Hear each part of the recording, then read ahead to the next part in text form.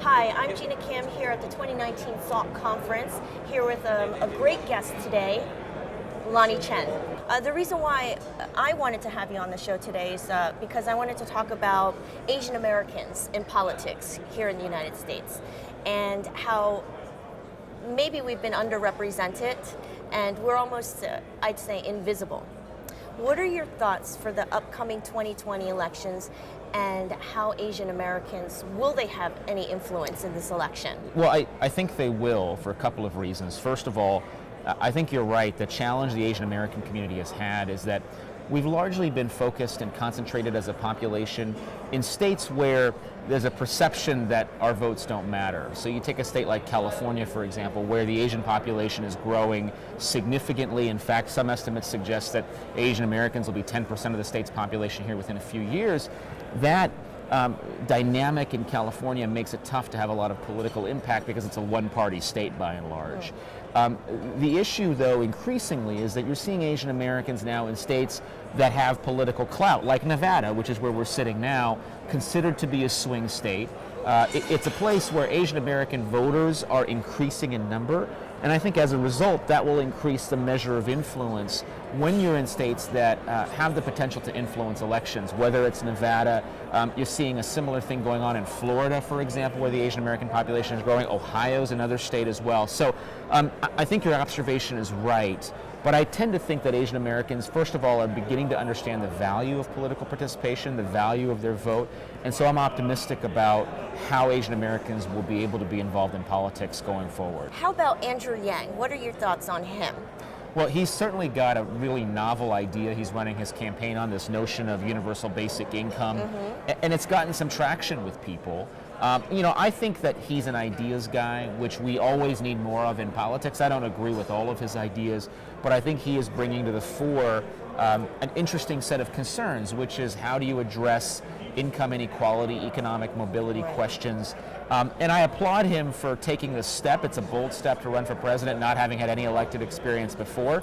I tend to think that he's a long shot still, but he is raising issues that are of concern and interest, and you have to tip your cap to him for that. So I haven't looked up all the other candidates that are running. It's a very large stage of candidates. So what differentiates Andrew from all the other candidates running that has the far right more attracted to him? Is it that one policy? I think it is. I think it is. Right. Yeah, and remember in a primary campaign, and I've worked on a number of presidential campaigns, and I would say that in a primary, you're always trying to figure out how to differentiate yourself. Right. And policy can certainly be one way of doing it. Andrew Yang is doing it. Elizabeth Warren's also doing it on her side of the spectrum by thinking about how to get people animated about the excesses of Wall Street, so to speak, and other things like that. So policy is definitely a big part of potentially differentiating people in a primary campaign. Got it. I have one more question on Andrew Yang. With him running in this election, do you think that will change the perception of how Asian Americans are viewed in politics? Will it benefit? I don't know. I think part of it depends on how much traction he continues to get. I like the fact that he's out there. I think it's great for all of us who are Asian Americans who've been involved in the policy or political realm. I've spent most of my life as a behind-the-scenes guy working for other candidates and other politicians, and I feel like for Andrew to step out and to be the candidate in the way that he is can only be positive. I think he's been true to his views. He's been true to the things he cares about.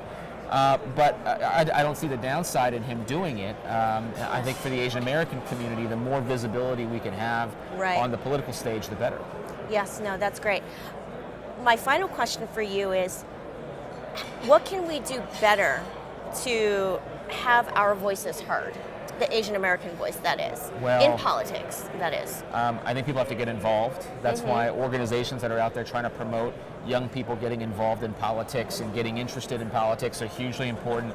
I tell my students who I teach at Stanford, whether they're Asian or not, get involved, because that's the only way your voice is going to be heard. So I think the more that Asian American young people get involved, the more that they get engaged, the better. I think that's an important feature. I think it's important for Asian American voices to be speaking out on issues, not just in new media, but in traditional media. I do a fair amount of television, and I think that's important to getting message out there and for people to see Asian Americans are a part of the conversation because otherwise it's very easy to forget that sometimes. And so being involved, being engaged, just being out there, I think those are going to be big steps to ensuring that the Asian American community gets heard and represented in the way that I hope we will be in the coming election cycle. Wonderful.